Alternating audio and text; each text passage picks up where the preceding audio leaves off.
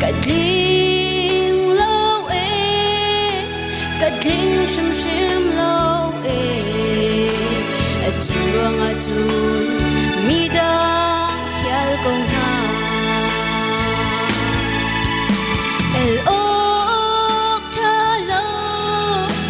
sam ta kho asi lo ka fa phang na si ka ati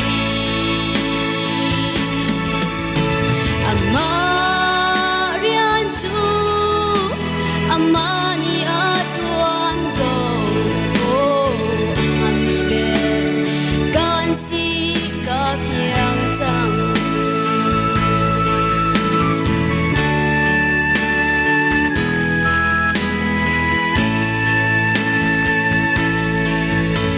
ka boy si su na rian sung big tuan hi ka phut lâu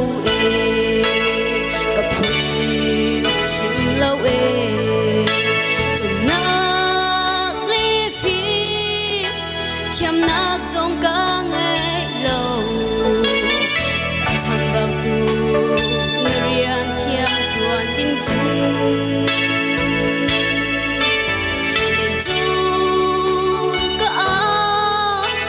si nang hal boy pa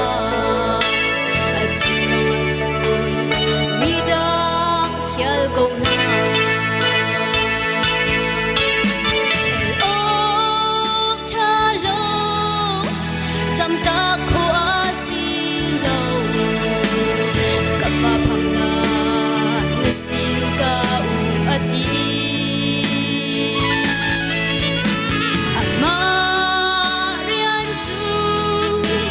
amani atuan ko